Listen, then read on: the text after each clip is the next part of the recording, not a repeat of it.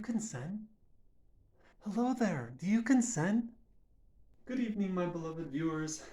Many of you have asked me about the difficulties or annoyances of being approached, of having to approach, of dealing with rejection, of how to reject people comfortably, and all around discussing whether or not we can as a society establish consent. This brief list will contain some suggestions for how we can include consent not just in our relationships but in life in general. Let's see if we can elucidate some of those problems. The first thing that we can do is we can normalize consent. Do you make sure to obtain consent before and during attempts to court or gain the courtship of others? Are you sure? The fact that I've never witnessed this makes me skeptical. Asking for consent and being asked for consent explicitly can be a terrifying experience because it currently transgresses societal norms. If a stranger walks up to you on the street at school and asks if you consent to a three-letter word that begins with S and ends with the letter after W and rhymes with hex, surely, how would that make you feel? If this deed is a biological need, then asking for it openly and politely should be normalized in any situation. It might sound nice, but I implore you to consider how much this will require of our society to change the way we view any interaction. The second thing that we can do is, well, in this video I am censoring myself from saying certain words in order to avoid YouTube censorship. In order to ensure consent, explicit, precise language must be used. Ambiguity is the enemy of consent. An expansive vocabulary, especially one related to expressing emotions and desires and intentions, is critical. Many subjects surrounding consent seem simpler than they are. Like most subjects, we've yet to study with sincerity. Please consider the utility of the following question. Should men approach women?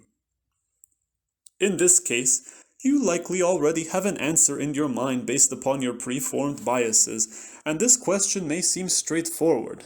But consider a few of the different ways that different people might interpret this simple question. It could be interpreted as such. Should solicitors be permitted to approach customers in my store? Even in the bathroom? Even at night in a dark alley? For physical intimacy? For romance? For deviant, horrifying acts? For money? For a fencing partnership? Do you want women to approach you? If a man is lonely, will he have greater success in establishing contact with women he finds appealing? These and many more are all valid interpretations of what we originally considered a simple question with a yes or no answer. The third thing that we can do is, well, many women complain that they are frustrated by the overwhelming number of men who assist them, or by the ways in which they are approached by men in pursuit of some form of relationship. The fact that men are usually substantially more physically intimidating, due to their size and allegedly due to their poor judgment of when and how it is appropriate to approach women, causes women to experience mortal terror from even benign approaches.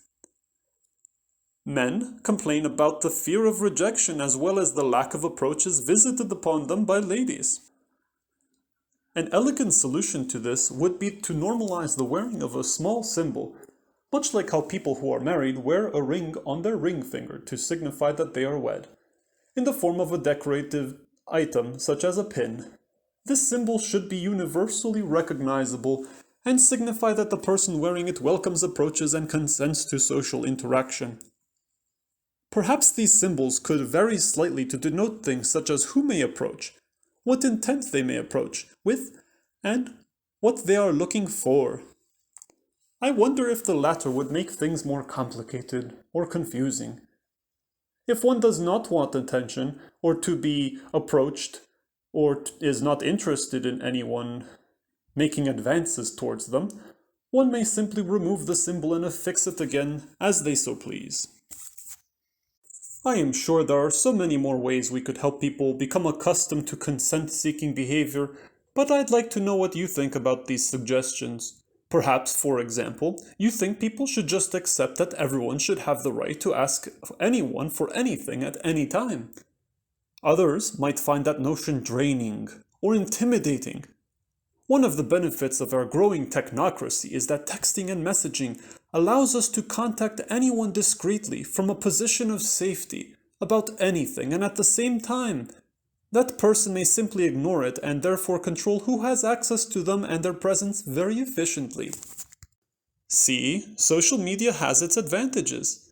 Do you see any flaws in what I've suggested? If so, please let me know, because it will bring me closer to finding the wife I was destined to be with.